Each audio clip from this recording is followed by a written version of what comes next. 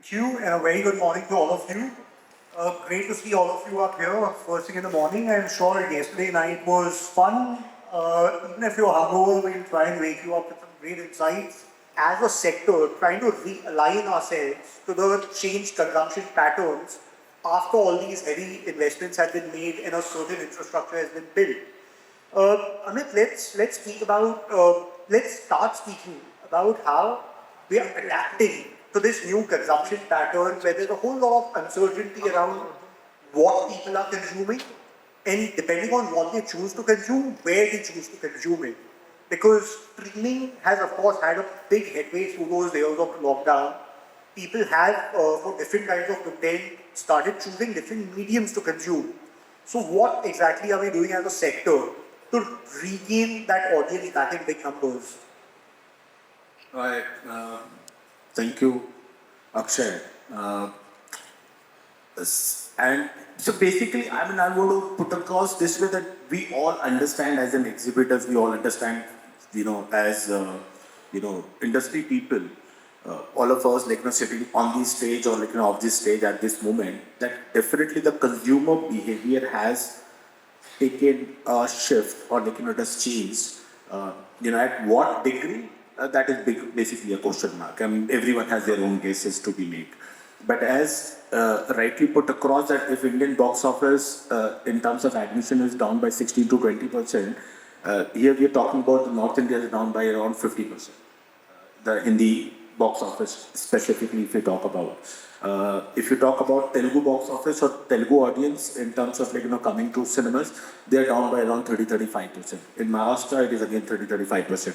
So when you talk about India, maybe the 16-20% also looks like kind of reasonable numbers. But I am not here to talk about when we'll have the admission back, because I don't want to go to some kind of prophecy about it, because no one has a data. It is not going to be 1 quarter, 2 quarters job to get the audience back. This is actually a long battle. And if the winter is long, you need to start looking at your cost structure. And that is the reason I want to focus on that cost structure rather than actually talking about when we'll have the numbers back. Whether we'll have the pre-pandemic admission back ever, I don't.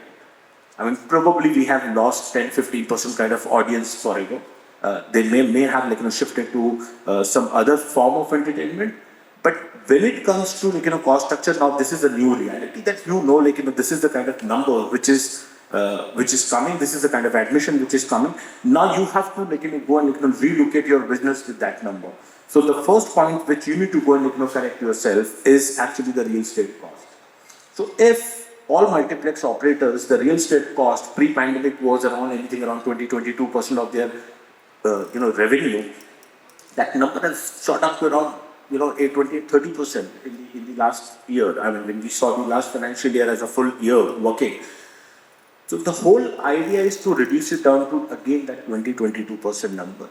They can be going back to the real estate developer, renegotiating the numbers, or again reopening new properties with a similar kind of rev share kind of model or risk and reward kind of model. That's the only way you can actually go down the line 3 years. You can again talk about we have reduced down our number from 30% to 20% back. It is not one day's job. It is a continuous work which you need to go and do. Second biggest cost is basically your personal cost, or your basically the manpower cost.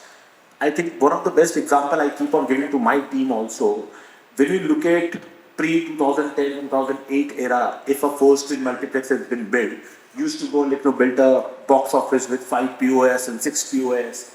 Today, when you look at the aggregators like Paytm, Book My Show, they contribute anything around 60-65% of your total online sales. And your box office, which used to be say 5 POS box office, it has been reduced to 2 POS. Out of which also you run only one. So you have saved the capex, you have saved the opex. Exactly the same thing which we see happening in F&B now. So when you look at food and beverage, has always been in India predominantly used to be the 15 minutes of interval period where you used to go and sell those F&B to the number of people sitting inside the auditoriums. In Miraj, we have now reached to approximately 18% of our total F&B collection through different sales medium apart from the concession counter. I'm talking about the pre-booking through Paytm, Book My Show, to doing the online ordering with our app or the aggregators app, etc., that has reached to 18%. I look at that number down the line, 3 years going to around 35-40%. That will certainly give you, enough opportunity to reduce your manpower cost, because you are not serving for 15 minutes, then you are serving for 3 hours. And that will also increase the F&B revenue for you. The similar thing basically comes into all kind of automation, that you have to go and adopt automation to reduce your fixed cost. That's the only way you can reduce your fixed cost, and then your waiting in defense for the admissions to improve. And once the admission improves, you again go back to the same kind of EBITDA or the same kind of margin you were doing pre-pandemic. But I am saying this is not what you can go to do in 1 quarter. There's actually a job which you need to start doing it. We have started doing it as soon as we reopened post-pandemic. And I see it is actually a 3 to 4 years journey to reach back to pre-pandemic profitability. If you go and attend it 360 there are a number of things which I don't want to put in a point right now. But basically, I'm talking about managing the cost structure, because we are seeing that people are ready to come back to cinema, but the content side will always have the stress for the next couple of years. Amit, I'll just build on something that you mentioned, which is true but alarming, right? Which is that possibly we've lost a 10 to 15% of our audience for good. Now, while a 10 to 15% in terms of losing the audience is a scary figure, the figure that gives you hope is the fact that there's a good 90 to 95% of an audience in the country that possibly doesn't consume cinema yet, and that's an opportunity for us as a sector. Because the screen density that we have in India is low, let's face it, right? And Miraj is a chain that's really been capitalizing on that opportunity by going to tier 2, tier 3 towns and building quality infrastructure. Let's speak about that opportunity, which is the way of hope. Because the tier 2, tier 3 markets are the ones where avenues of recreation are fewer, and one of the only choices that people have as a family or as a bunch of friends to go for recreation over a weekend or something is to go to the movies. So if you can just think about the opportunity that exists in tier 2, tier 3 towns for quality infrastructure to come in and maybe compensate for the loss of that audience that's happened because of the advent of the pandemic.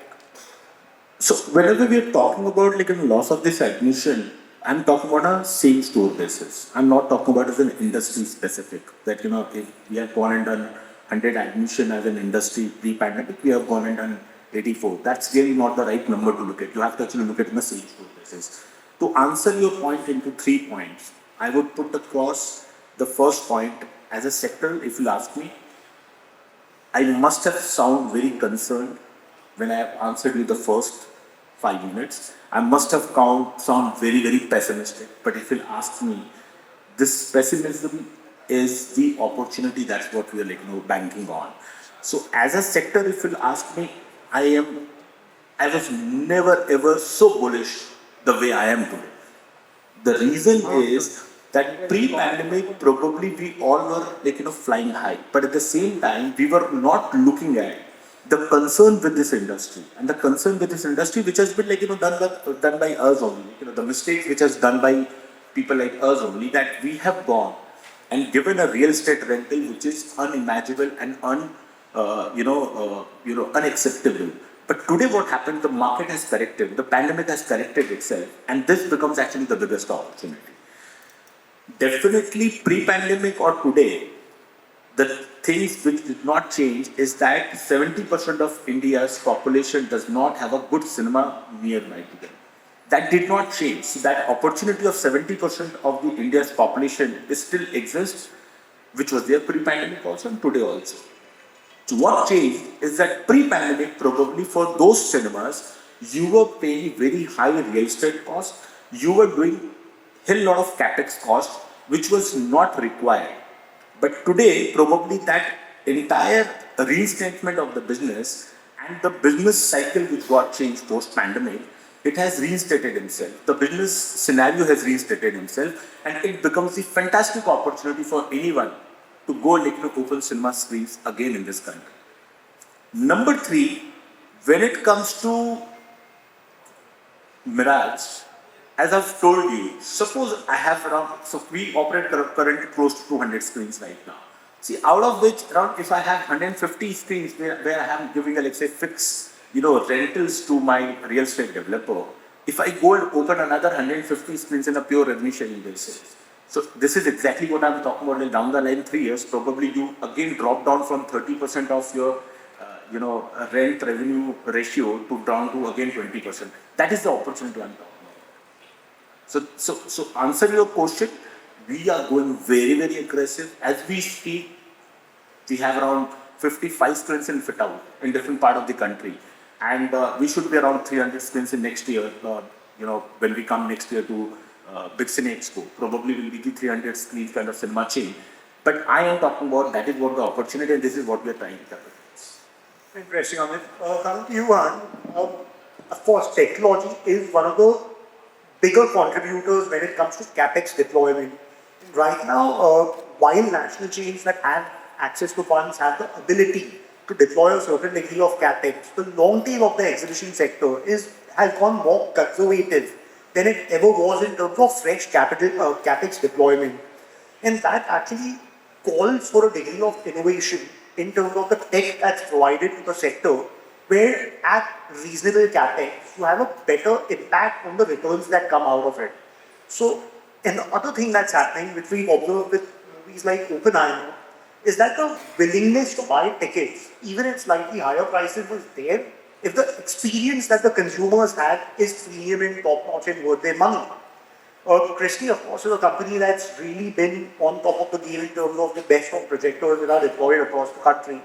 Let's have your thoughts around how you intend to go about furthering your inroads into India in a manner where exhibitors don't feel the pinch of the capex deployed because the returns from it are really worth it. Thank you from Christie. You've been a great client to us for last century. And going back to the topic, okay. See, India is extremely unique market, and from point of view from Christie. See, and a lot of other market is becoming very consolidated or saturated market. India is the only market still has substantial amount of a new build and still substantial amount of e-cinema. Yes. So, Amit covered such a comprehensive, market information. So I have a limited knowledge of the India market, so I have to cover basic. So before pandemic and after pandemic, what we see most change is customer behaviors. So whatever was good enough before pandemic is no longer good enough. Because client audience become extremely selective. So we're starting to see a lot of big chains outside of India starting to invest basic. What is the baseline? See, ticket price, yes, all those, special promotion, but audience is not coming back. Why? Yeah, because of maybe content, because of a surge of OTT streaming, yes. But at the same time, clients, audience become extremely selective. And in a lot of other places, yes, we are promoting lasers. Because laser is still, the latest technology, yes, but also it has the highest K-pass. And India is the market has a lot of independent, single, dual screen, and standalone screen. And that's the where we still come in with our projectors with the lowest K-pass, and that's a Xenon. Yes, it's old technology, but it is a proven technology with the latest electronic. Yes, so it is still has a lowest K-pass. Yes, it consumes higher electricity. However, over the next 10 years, if you compare, over total cost of ownership, it will be quite difficult to say which is better. So I'm not saying that a Xenon is better than a lasers. Certain case, tier 1 city, tier 2 city, yes, multiplex, laser will be much better. However, Xenon, existing Xenon, Christie is offering all those services as well too. Take a look at your light engine. Your old projector, if you do preventive maintenance on your old projector, you can increase your brightness by 20-30%. that's raising the baseline of the experience of an audience. I mean, that's what is happening outside. And just building on that a little further, the movie-going experience where, like Amit correctly pointed out, the audience has become very choosy and selective more than ever before More than ever. what they consume at the cinemas, right? Now, one way to draw more people to the cinemas is to provide a movie-going experience that cannot be replicated in even the best of home theaters. Additional elements like 3D or 4DX or PLF formats like IMAX really become that added edge that make people want to choose cinema halls over home consumption. And one of the companies that's really at the helm of making that experience happen is Christie. Yes. Let's talk about what are these elements that really need to be emphasized upon for exhibitors to provide this unique experience that's not replicable at home. And how does a partner like Christie make it happen for us? Oh, that's quite interesting question. Okay, well, everybody knows that playing a large format is relatively doing much better than mainstream one. Why? Because audience become more selective, yes? But that's what I was talking about, raising baseline. Well, what was good enough? I'm not just talking about a new technology. You don't have to adopt new technology all the time. But whatever you have, there is a way to improve your baseline. I'm just talking about a display quality. What the people see is a brightness. In order to increase your brightness of your existing projector, I mean, do the preventative maintenance on your projectors, or the deep clean of a light engine. They will enhance experience of, brightness, and you're watching movie. That will tremendously increase the good experience of watching good movies. That's something that you cannot duplicate at home. Even though TV sizes get bigger, you cannot duplicate cinema environment at home yet. That's not the mainstream either. Sure, thank you. Henry, coming to you. Sound very often in the right kind of film, especially when it comes to great theatrical experiences, can well be a character in its own right. I'm sure most of you out here have already watched Oppenheimer, and you know the contribution that the background score made to the storytelling experience. Now, using it in the most optimal manner requires the optimization of its output in the infrastructure that exists. And HARMAN has something called sculpted sound, which really enhances the impact of sound. If a lot of you were here yesterday for the screening of the Maidan exclusive footage that happened, watching that teaser on a mobile phone versus what you experienced here, it almost seems like it's a different film with much better impact. Tell us a little bit about what sculpted sound is all about, because from what I understand, it is, in terms of the juice being worth the squeeze, it's a fairly low capex that's to be deployed to make it happen, and the impact is compounded greatly. Let's have your thoughts and understanding about what this is all about. Sure, Akshaye. Thank you very much for having me here. Yeah. So, movie-going experience, you need to have good visuals with also sound to complement it. Hankin spoke about the premium large format picturization, right? Sound also matters a lot. Sound gives the impact to that movie-going experience. Okay, especially if you look into the surround sound. That is what creates a great impact to the audience to experience a sonic experience of hearing sound, right? Let me give you a bit of history. When the theatrical experience started, earlier, the auditoriums, it was like flat seating, like what you sit here. Then they started with a little bit of rake to the seating, okay? And in the late 90s, the stadiums type of seating become very popular, okay? Because you need to have a stadium type of seating where you have better sight lines and better sight lines to see the image wall to wall or to get a good imaging, right? So when the stadium side seating happened, what happened was the acoustic response of the theater changed. Okay?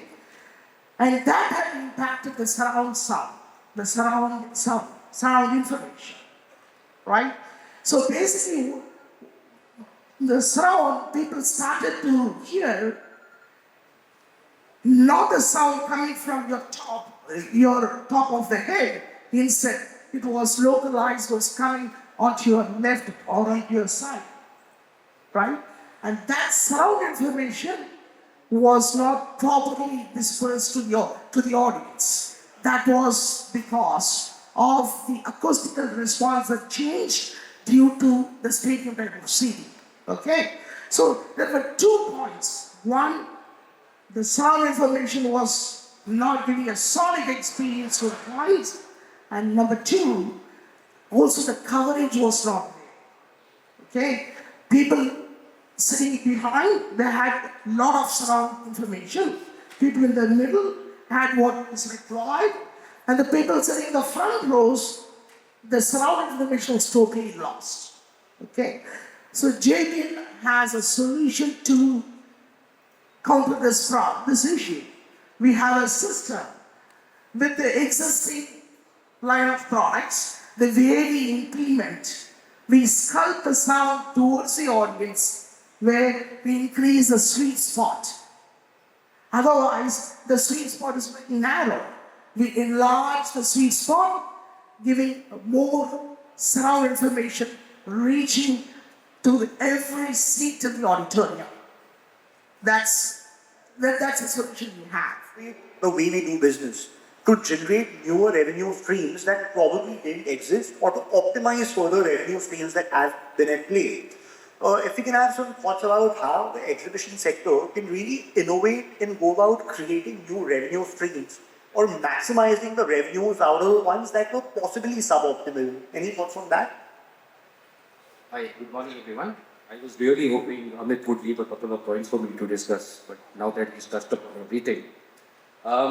To answer your question, Akshaye, see, we've tried various streams of enhancing, various streams to enhance the revenue. But the case in point is, at the end of the day, what really matters is the content. If you have the right content, people are going to definitely come.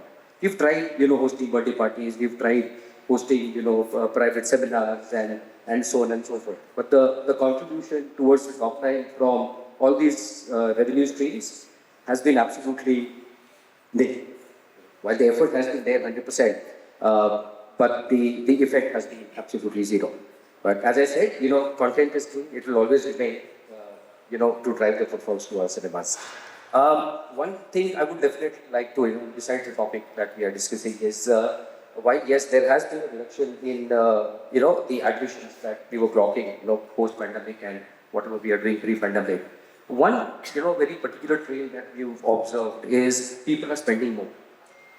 The throughput that we were getting initially, per patron, and the throughput that we are getting today per patron has definitely increased.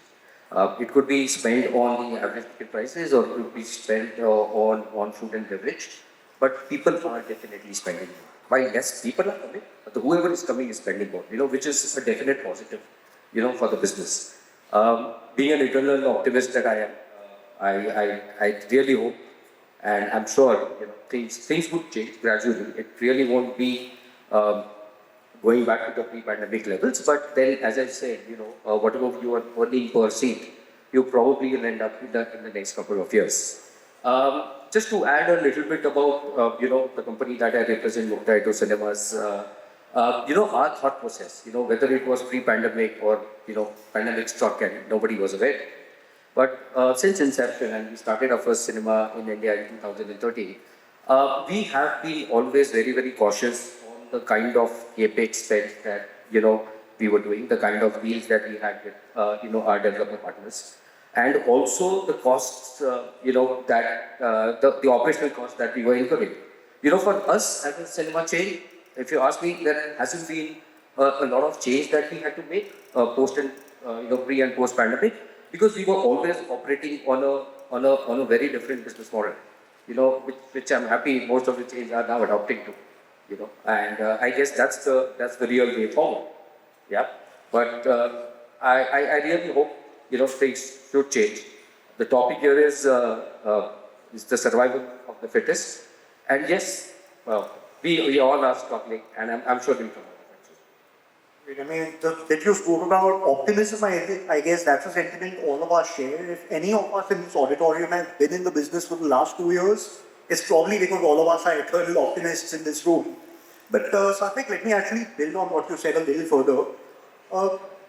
The number of real estate properties that are coming up, malls, right? The multiplex spaces that exist in them, for possibly the ones that are coming up over the next 3 years, are signed up. The other opportunity for growth that lies ahead is something that, again, Mukta has been a pioneer of and been doing since a while, which is taking over existing standalone properties and upgrading the infrastructure there. The one massive advantage that comes to the table with these is that because these are properties that have been around for the longest time, they are fairly central in terms of their locations, but in terms of their monetization, it's nowhere close to being optimal because of various reasons. Let's think about how, the more organized element of the sector can partner with the property owners of these standalone screens to come together and make a win-win scenario where the property owners can possibly earn a little more than they always have, and how entities like Mukta, Cinemas, or Miraj, or PVR, or INOX can come in and augment those revenues.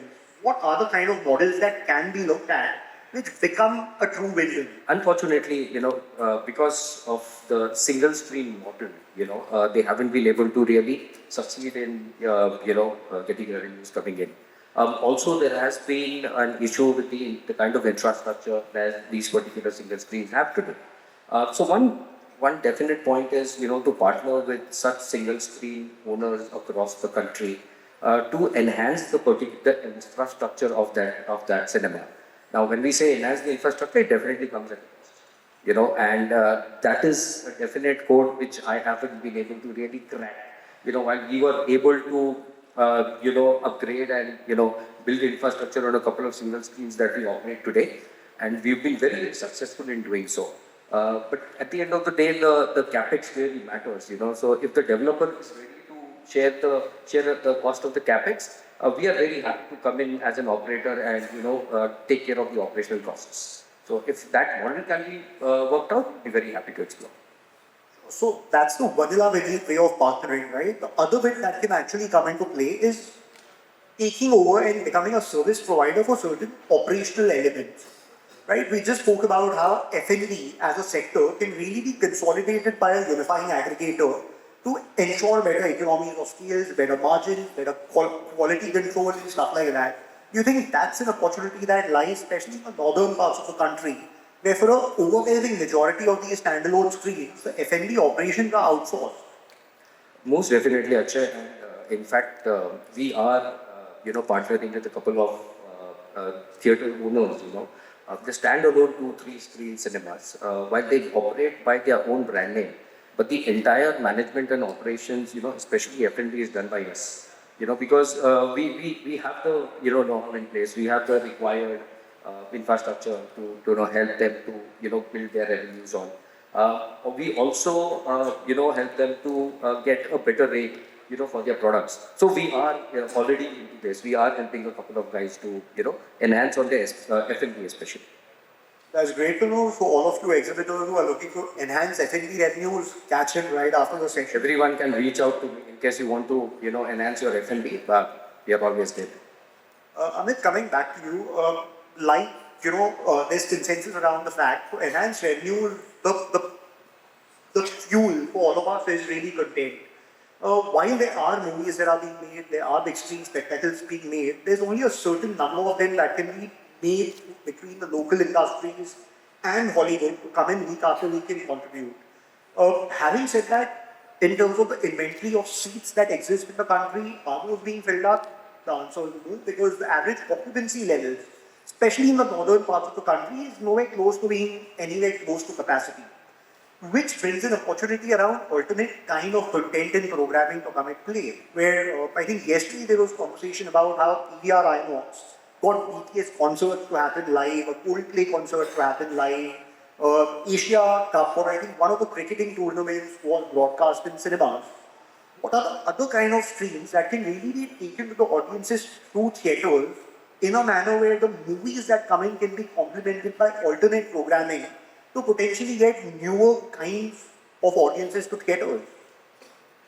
So I think this is what we are discussing for quite a long time. And if you look at, there are certain things which we have already explored, is from live sports streaming to live gaming streaming to the concept like BTS. And at the same time, we are also gone and done, and we are now exploring in a big way is stand-up comedy as an alternate content in our large auditoriums.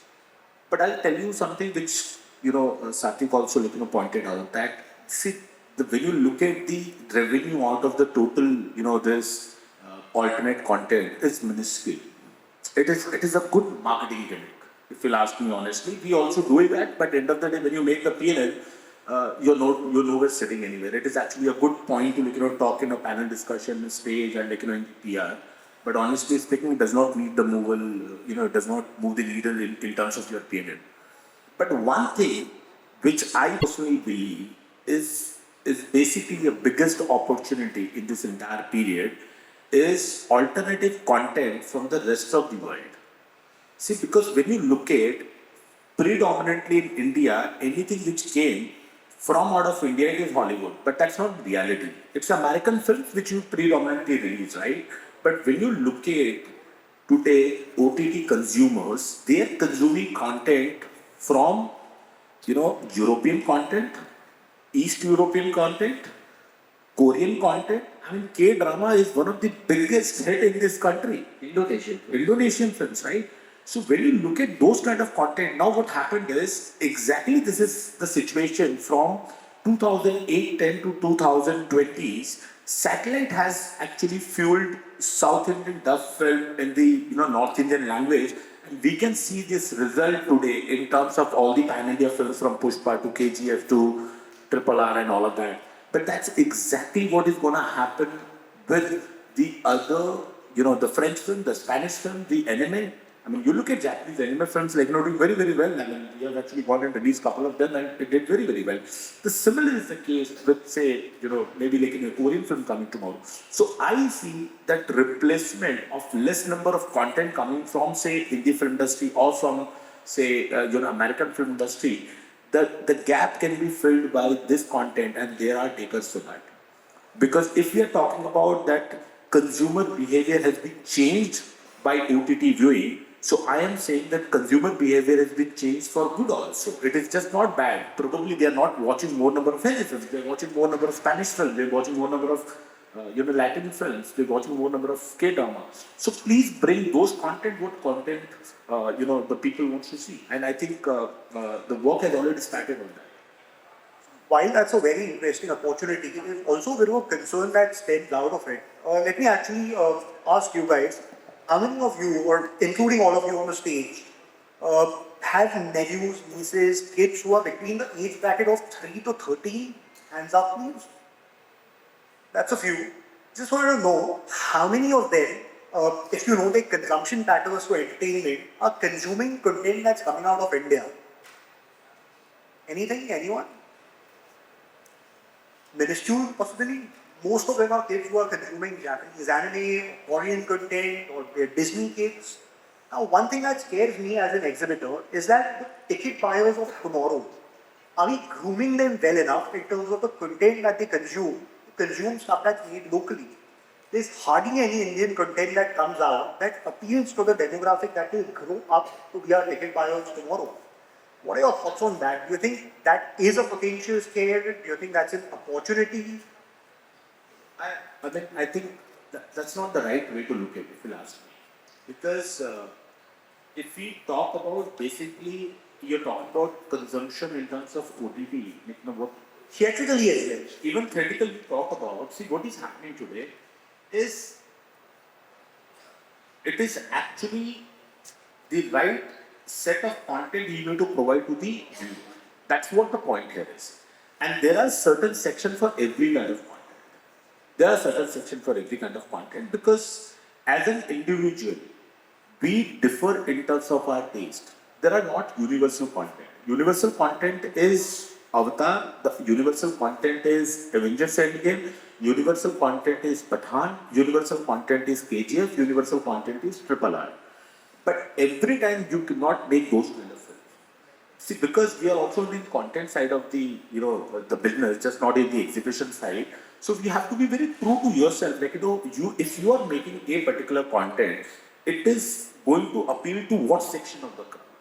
I'll give you one of the best example to be given, probably, and you can actually take this to the audience as well. Let's look at Brahmastra for an example. Brahmastra had very, very bad reviews from critics. And all the people who are probably aged over 40, to whomsoever I asked, they did not like the content. But everyone who are in their 20s, they all loved the film.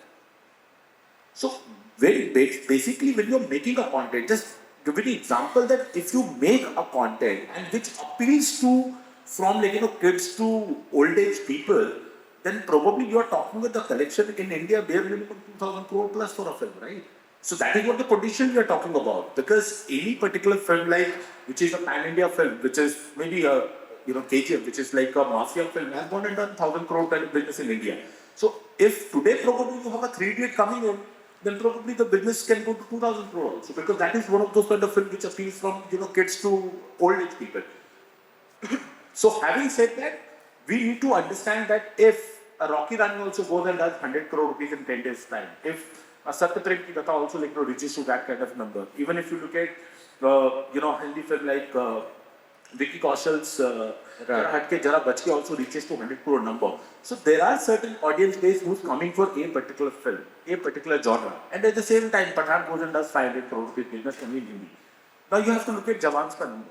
So those films are there, those are 10-fold films. But at the same time, very interestingly, we need to understand the regional films, just not from South India, but also from North India, has gone and done fabulous number of business. I mean, you look at, Vaipan Bhari in Marathi, which has gone and done a fabulous business in the month of July.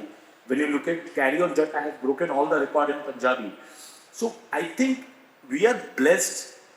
We are in a country and doing a business where at least some or other kind of language and content comes for our rescue. If I just talk the number, you will be amazed again. So pre-pandemic, we were doing around 65% of our total admission from Hindi.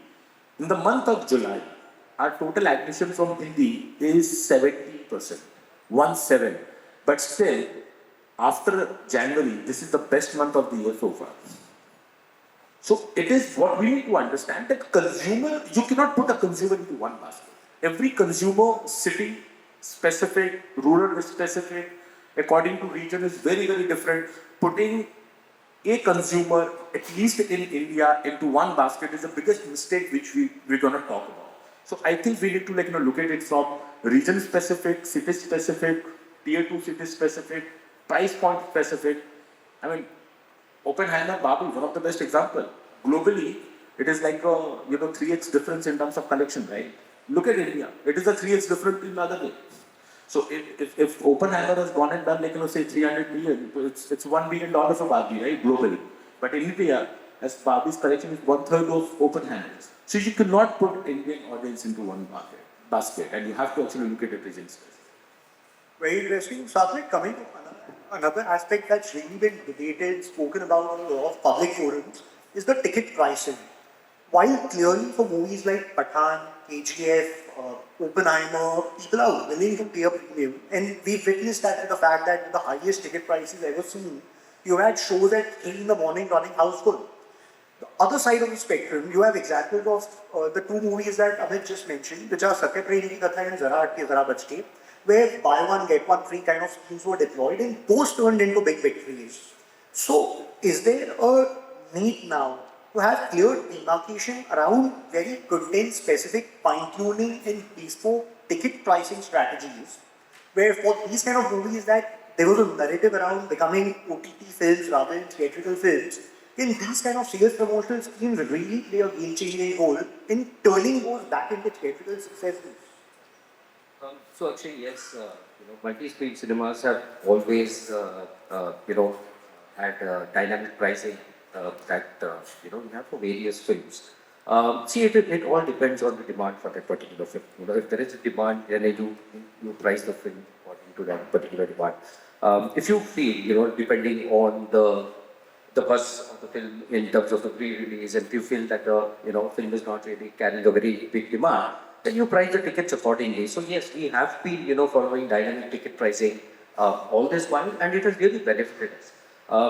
So to say, you have different price bands even during the days, during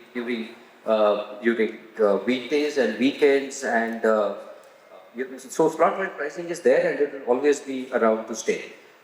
Schemes like this, but I'm sure the aggregators like BookMyShow and Paytm have also helped, in bringing out schemes like buy one get one, what they did for a Zara, Tira Bache, or a Satya Preti Katha.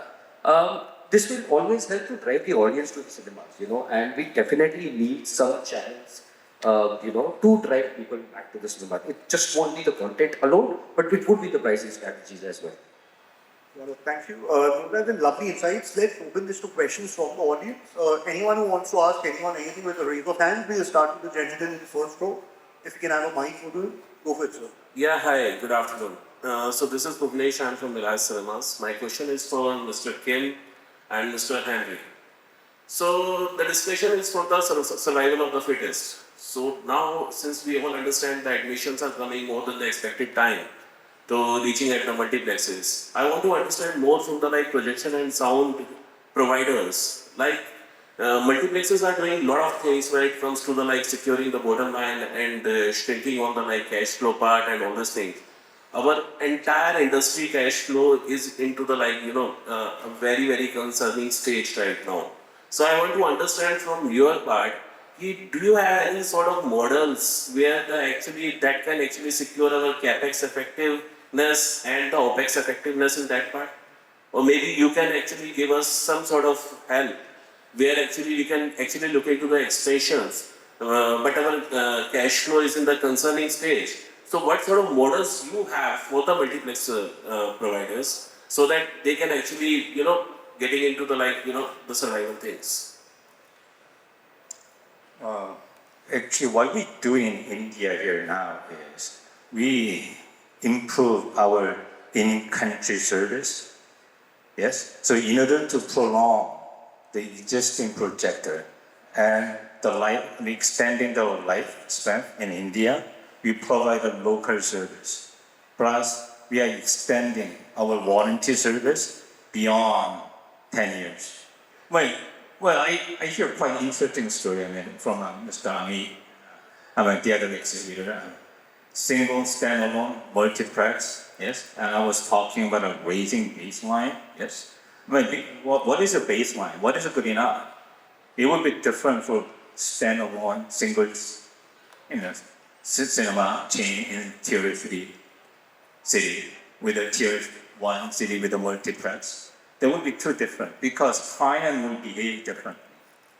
Yes. So there is no magic stone. Yes, later through RGB, that's our bread and butter. That's our primary product. All large format movie theaters are going with the 3 RGB pure lasers. Yes. However, those people who need cash right now, less CapEx, we do offer alternative solution. That solution will be, yes, series of 4 xenon projector with the lowest CapEx, or we can provide you after service on existing projector. We can clean the light engine, extend your life of a projectors, so you can increase picture quality, raising your baseline to your baseline of experience to your audience. That doesn't mean that you have to buy brand new projector all the time. Right. Thanks, Kim. Thank you so much. We'll have you. Good afternoon. My name is Dr. Shannon Thomas, and I want to congratulate all of you for having this discussion. And I completely agree with Amit about the fact that we have this second tier as well as the foreign films are a great opportunity. Now, I just want to give my background because I've been on the ground and I want to talk from the side of the content providers, that is the producers. I have been with the Sony Independent, I was the head of the Sony Classics, and I have brought and been champion of independent films for many years, and I consult still and have my own entrepreneurship on independent films. So here is what I feel is the a big problem that is not sorted out at the ground level from the theatre, from the exhibition side, which can provide that innovative place that we're talking about. The first thing is I have introduced many films, like Chinese films, at the theatre. And you're right, sir, it has worked. Curse of the Golden Flower, but I've actually taken it from theatre to theatre and fought. Samsara, which was a Ladakhi film, it has worked. But now comes the big problem. The whole issue is marketing. Now, when we're talking about marketing, whether it's from the exhibition or from the producer's side, marketing is what is going to bring the audience to the theatre. Now, when we do our terms with the theatres, we are doing almost 50%. That means we are both partners, the producer and the theatre, we are partners in this. So when it comes to the marketing, we have to be partners in this. Now, I go to the theatre and maybe I would have managed to get the shows for the independent film, that too with a huge struggle. That 1 or 2 films I have to literally fight, beg, plead, okay, I get it. Then now I want to market the film. When Curse of the Golden Flower, Chinese film, I actually ensured that we had a whole beautiful drama around the theatre and people were coming and taking selfie. I would fold up the things and go to the next theatre. The point here is we do not get the support from the marketing team of the theatres on the ground. Like recently, I released Asterisk and Obelix in the South. Trust me, to get my Stanley in was such a headache for me. My team had to be there. The marketing teams were saying, "Arey, this is not it. Arey, this is your film too." The theatre was empty. There is so much of space. One Stanley going in is good for the theatre and us. So going further, I feel that all the theatre chains have to sit with the marketing heads and ensure that they work along with the marketing heads of the content. Come together, brainstorm together, and bring in the audience through innovative ways, whether it is from the F&B or from other ways. The content providers, independent producers can't be treated like, we're doing you a favor, so we cannot, your Stanley cannot enter. That's too much of a pressure. And many times I have seen we've sent the thing, it's not even there. So how does the audience work? So my request is that there should be greater coordination between the marketing teams, or you can even insist to us, the content providers, listen, we need these. What's your marketing plan for the theatre? And some will agree and some won't, but this is just an opinion and I wanted to share out of grievance that I've faced so much more than 40, 50 films. Thank you. So I am 200% agree with you on a pre-pandemic scenario. So I'll answer your concerns into 3 different points. Not getting the theatres for screening the independent films pre-pandemic. I mean, I absolutely agree with you that the theatre owners pre-pandemic, including us, we were flying high as we spoke about. And when you have the business roaring, you generally does not go and respect, the business very well. And this is a mistake done by us. And probably we are paying the price for that. I don't have any problem accepting that fact. Coming back to the second point, which is basically the cost you spoke about. See, I'll tell you, any business what we do, there is a cost structure for the content maker, to content provider, to exhibitor. See, this is actually a value chain where the content maker to exhibitor, everyone has their own cost structure. I think if I just talk about the cost which you're talking about in terms of doing the P&A, which is specifically the VPF charges, you're talking about your content acquiring charges.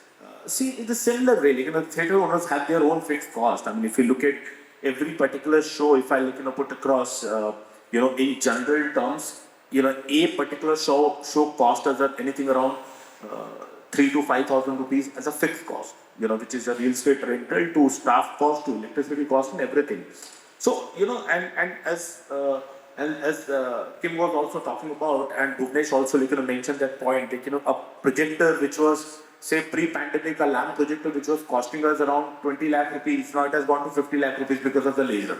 So this is an economics, there is a concern which probably as business owner, as responsible people of the value chain, we need to understand our cost and economics and accordingly to do the business.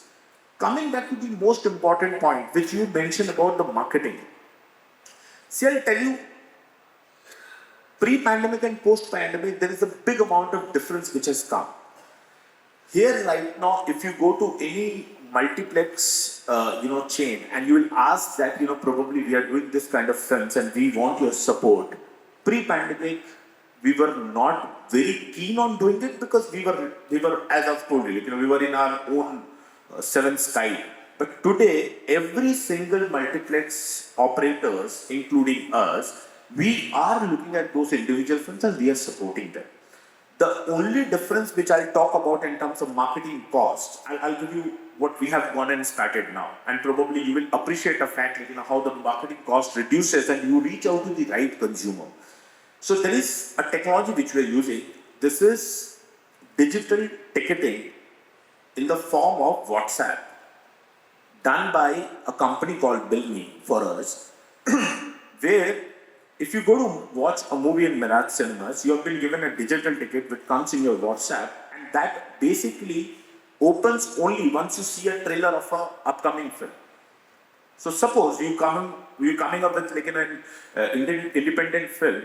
Now what we are doing is, Miraj cinemas have 20 million consumer comings every year, 2 crore people coming to watch film. But at the same time, whenever your film is coming, whenever you want to promote that film, and when we are doing this film, so wherever we are going to screen that film, in those particular theaters, we can promote it in a digital medium. So the consumer who's coming to watch the movie is basically watching it. It is not you're just putting it in YouTube and paying YouTube or Google the amount to increase the number of views, but at the same time, you do not know whether it is going to the right consumer or not. Here we are talking about the right consumer marketing. At the same time, the same consumer gets another message for the next movies within 24 hours. So you came to watch a movie at, say, today 12 p.m. show.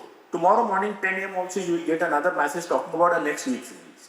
So what we are doing is, we are basically taking that cost right now in our head and promoting the individual films to studio films as a target audience. That people who are coming to watch movies, we are fueling them and telling them these are the kind of movies you can watch. And this is also, I'll give you an example, how it has helped and worked with us. Because see, end of the day, you need to start understanding the consumer data. You guys from content side, but the exhibition side of the people will understand that 20 years of this, exhibition industry, specifically I'm talking about the multiplex industry, we have gone and always consumed and analyze the data which is related to box office numbers, so what kind of films have done at what kind of number.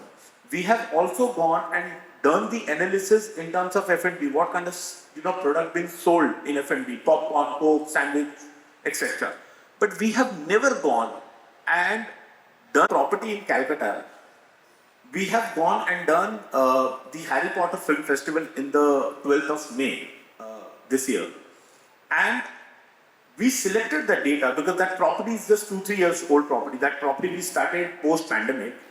So we had all this Spider-Man data, people who have came to watch Spider-Man and people who came to watch the other, kids film. We just pulled out those data. That was around 4,000 odd numbers of people data we had. We sent them the message that, we are doing this Harry Potter Film Festival between 12th to 17th of May or 19th of May. That particular cinema has gone and done 78% occupancy for Harry Potter all week. So that shows that if you're going to do a target marketing, which will reduce your cost, but you're reaching out to the right place.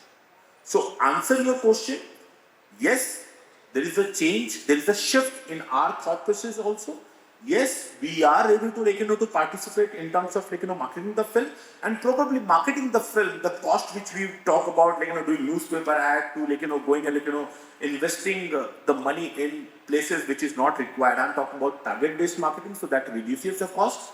But at the same time, probably there is certain cost as as part of the value chain. You need to consider there's certain cost we need to consider, and we all need to work together to make win-win for all of us. On that optimal note, I guess you have the solution that you really need to change. It's mixed with water or soda or an aerated beverages. Pour it, sit with Amit Sharma, and find a solution. So I think we are good there. But in the interest of time, I guess we'll have to end this session here. All these gentlemen will be available right here. You can connect with them offline.